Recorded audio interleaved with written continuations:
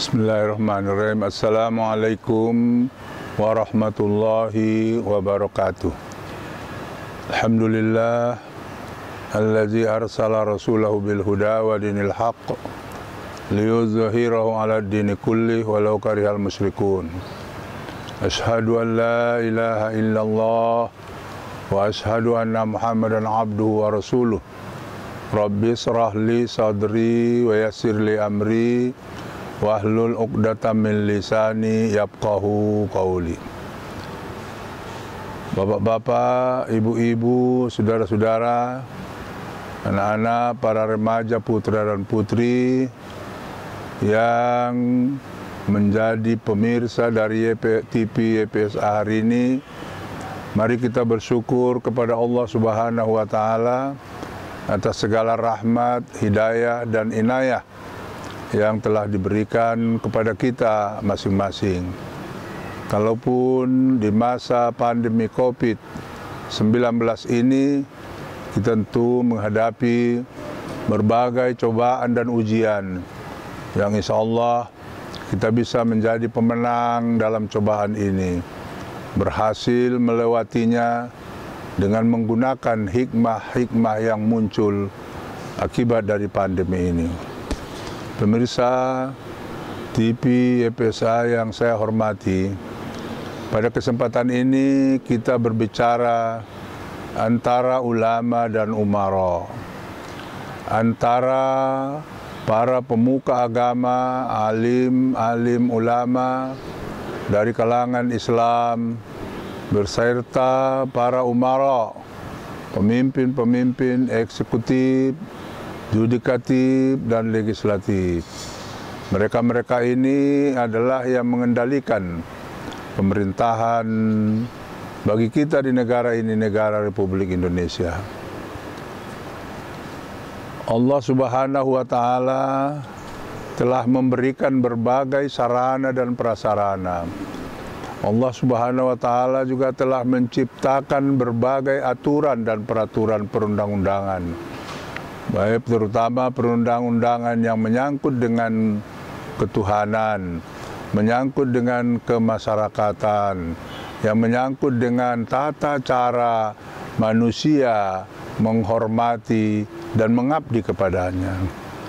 Karena memang Allah Subhanahu wa Ta'ala mengatakan, "Wa ma khalaqtul jinna wal insa illa liya'budun." Saya tidak ciptakan jin dan manusia kecuali untuk mengabdi kepada Allah. Nah, pengabdian kepada Allah itu bagi kita umat manusia, khususnya umat manusia yang beragama Islam, adalah pengabdian yang disebut ibadah. Tapi juga ada pengabdian kepada bangsa dan negara. Nah, bangsa dan negara ini diatur, dikendalikan dengan hukum-hukum positif yang berada di bawah kekuasaan dan pengaturan para umara. Rasulullah SAW bersabda, "Sinfani minan nasi, iza soluha soluhan nas, wa iza pasada pasadan nas, al-ulama wal umara." Ada dua macam di antara manusia, kata Rasulullah, kalau kedua-duanya ini baik, akan baiklah seluruh manusia. Tetapi apabila kedua-duanya ini juga tidak baik atau binasa atau celaka, maka binasalah seluruh manusia. Mana itu yang dua itu? Pertama ulama, kedua umara. Ulama orang yang alim, orang yang pengamal agama, dan umara yang memimpin. Kalau katakanlah di Sumatera Utara ini, umara kita adalah mulai dari gubernur, para pejabat-pejabat, para bupati, wali kota, sampai kepada camat di tingkat kecamatan. Umara menurut tingkatannya masing-masing. Nah, karena itu kedua-dua ini para ulama juga ingin umat supaya sejahtera. Dari segi pandangan Islam, ada firman Allah Subhanahu wa Ta'ala yang mengarahkan bahwa Allah Subhanahu wa taala telah berfirman, "Ittaqullah wal tanzur nafsun," hendaklah kamu semua memperhatikan apa yang telah kamu lakukan untuk hari esok. Wattaqullah, dan bertakwa kepada Allah.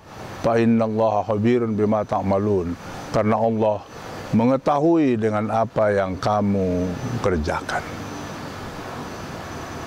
Saudara-saudara, Bapak dan Ibu sekalian, apabila kita lihat dari segi keberadaan umara dan ulama, di mana kedua-dua ini juga berkeinginan umatnya, rakyatnya, para warga negara yang berada di bawah kepemimpinan mereka, apakah kepemimpinan keagamaan seperti ulama berada dikoordinasikan oleh Majelis Ulama Indonesia, Majelis Ulama Provinsi, Majelis Ulama Kabupaten Kota, yang ingin juga bersama-sama mengembangkan, mempertahankan keberadaan akidah masing-masing agama, keberadaan akidah daripada manusia, ibadahnya, amaliyahnya, dan akhlakul karimahnya. Dari segi itu juga berhadapan dengan para umara yang ingin mensejahterakan rakyatnya, yang ingin mensejahterakan warga negara yang ada di bawah kepemimpinannya, dengan berbagai aturan-aturan yang selalu kita sebut dengan aturan hukum positif. Nah, kedua-dua ini bisa kita hubungkan dengan surah Al-Hasyr 18 tadi, bahwa Allah Subhanahu wa taala selalu mengingatkan, hendaklah memperhatikan, wal tanzur nafsun bima qaddamat lighadin, hendaklah seseorang itu memperhatikan apa yang telah dia lakukan pada hari esok. Pada hari esok itu bisa kita pahamkan dengan hari akhirat, hari terjadi pada hari kiamat nanti. Hari esok itu yang kita juga bisa secara dekat. Kalau kita sekarang ini lagi berusia, masih masa kerjanya, tapi pada satu ketika akan habis kesempatan itu, akan hilang waktu yang diberikan karena kita akan memasuki masa pensiun. Maka seseorang juga baik dari segi keulamaannya mengingatkan, persiapkanlah dirimu. Jangan sampai di hari tua, jangan sampai sesudah pensiun kamu akan kesulitan menghadapi kehidupan ini. Bagi pegawai-pegawai atau karyawan-karyawan yang berada di bawah umara juga demikian. Persiapkan diri. Apalagi persiapan diri yang paling utama adalah persiapan diri di hari akhirat nanti. Saudara-saudara, bapak-bapak dan ibu-ibu, karena itulah kerjasama antara ulama dan umara harus terlaksana dengan sejajar, sebaik mungkin menjadi mitra. Tidak ada di antaranya yang menjadi lebih, tidak ada yang menjadi kurang, tapi dia sejajar. Nah, para ulama juga diberi kesempatan dan diharapkan untuk selalu memberi nasihat, untuk selalu memberi tuntunan, ajakan supaya lebih para umara melaksanakan tugasnya dengan baik-baik. Para ulama juga diharapkan harus mengajak, bukan mengejek. Para ulama juga diharapkan menuntun, bukan menonton. Dia tuntun. Para ulama juga diharapkan untuk memberikan dakwah positif kepada para umara, yang dengan demikian umara akan mendapat nasihat, petunjuk, dan arahan dari para ulama. Nah, saudara-saudara, bapak-bapak dan ibu-ibu, para pemirsa TV YPSA yang saya hormati, apabila keduanya sudah baik, maka fabisolahihima soluhan nas. Kalau sudah baik keduanya, rukun keduanya, ulama dan umaranya rukun, maka insya Allah manusia yang ada di bawah kepemimpinannya akan menjadi baik, sejahtera. Tetapi sebaliknya, kalau antara ulama dengan umara juga tidak sejalan, apalagi saling merendahkan, saling tidak mempedulikan, ya sudahlah itu bagian ulama, sudahlah itu bagian umaro. Kalau terjadi seperti itu, maka rakyatnya, umatnya juga akan selalu dalam kebingungan dan selalu tidak harmoni, sehingga tentu tidak akan mencapai kesejahteraan itu. Nah, karena itulah kita berharap kepada bapak-bapak yang menjadi pimpinan eksekutif dan para ulama-ulama yang ahli dalam bidangnya masing-masing, supaya melakukan kerjasama dengan baik, saling memberi dan saling mengikuti. Kalau sudah ada fatwa dari majelis ulama, kita yakini pemerintah akan mengikuti fatwa itu, dan fatwa itu akan dilaksanakan dengan baik, karena yang ada kekuasaan yang dapat melaksanakan fatwa itu adalah kekuasaan dari eksekutif atau pemerintah. Dan sebaliknya juga, kalau pemerintah sudah punya aturan-aturan, himbauan-himbauan, maka para ulama-ulama sepanjang himbauan itu memang mensejahterakan masyarakat, bangsa dan negara, maka para ulama